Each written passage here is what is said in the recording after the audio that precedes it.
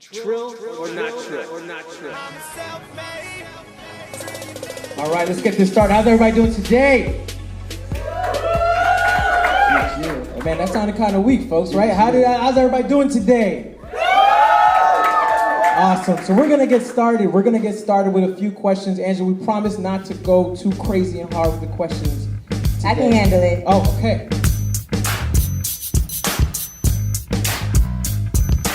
I believe in entrepreneurship. I believe, like you said, if you have a boss and that person's your daddy and you're calling someone daddy, that's not true.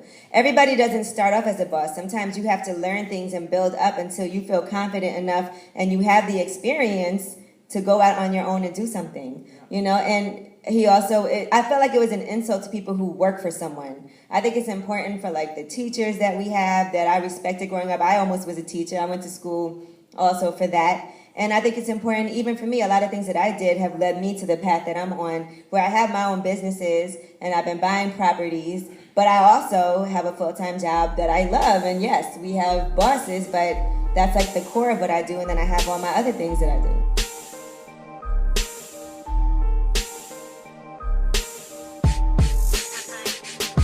You can't ever assume that people are going to do things for you. You have to get yourself in position. I told him, I said, listen, if you can just get me an interview and I'll handle it from there, whether or not it happens, I'm not holding you responsible. I'm not asking you to give me a job. I just want to be able to get my foot in the door. And I had a great relationship with him because I did work really hard when I was there.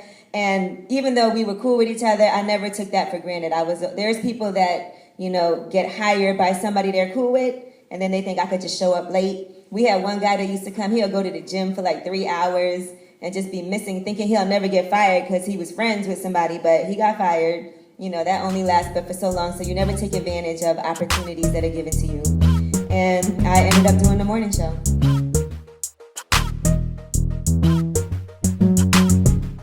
Well, I would say that nothing trumps hard work. It really does take tons of hard work. There's absolutely no shortcuts that you can take to being successful. It's so important to have a good foundation. And that foundation is that you have a great reputation as far as you deliver. Whatever it is that you say that you can do, you do it. If you can't do it, you let them know ASAP, like, listen, there was some roadblocks, this isn't going to be able to happen. I know sometimes we can't get something done, so what do? We avoid that person. We don't take their calls. We don't return the text messages.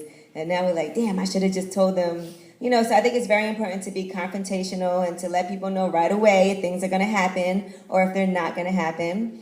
And I think that is a great foundation. Being organized and responsible. I try to do everything I say I'm going to do, and I try to be on time with everything. I try to respond to emails. I try to respond to text messages. You'll be surprised how many people can't do the basic things of showing up on time.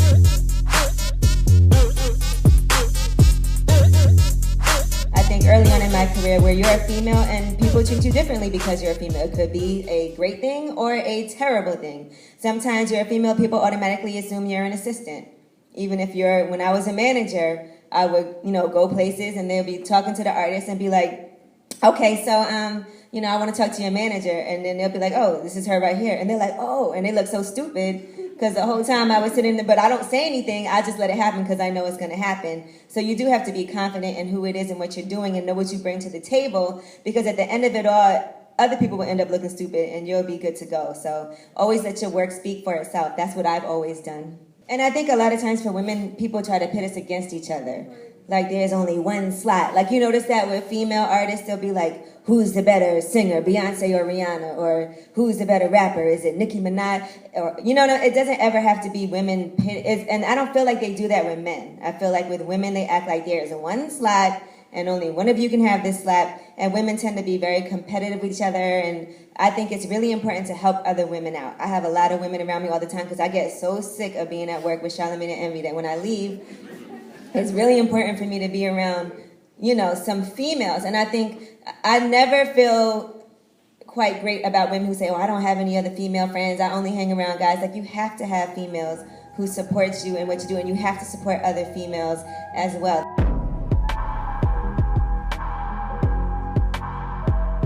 So I think for me, I try to make sure I incorporate that. But whatever it is that you do, if you're dating somebody, if you're friends with people, you should make sure that they are supportive and understand, because I get it. Like a lot of my friends are busy. A lot of us are out here trying to get it, and you're real friends, and people understand. There's people that I'm friends with from when I was young. I might not talk to them for a month, but when I do talk to them, it's like no big deal because they understand. You know, one of my friends texted me today. That's how I started my Ask Yee advice segment on the morning show, because all my friends come to me for everything, for advice.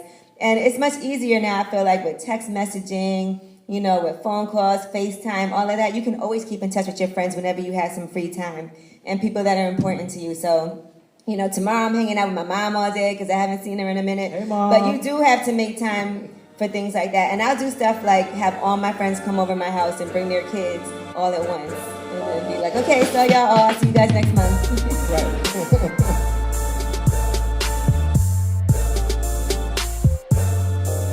Well, you have to be really self-motivated. A lot of times there's not somebody telling you what to do, so you have to figure out what's important. And all the time, if you ever are feeling comfortable or you're feeling like, oh, I'm so bored, I have nothing to do, that means you're not doing enough.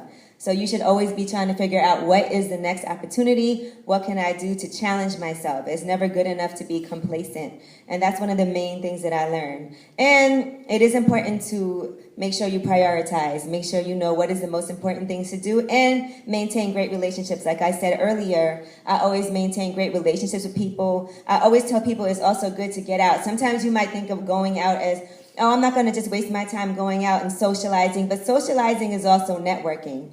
And that's a job also. So whenever you go out, make sure you present yourself in a way when you're around people that you don't embarrass yourself. You don't ever want to get drunk and do anything crazy and then be like, what did I do? And then people, you don't ever want to be rude to people. You don't know what position somebody that you meet will be in later where they can help you out. You just have to treat everybody equally.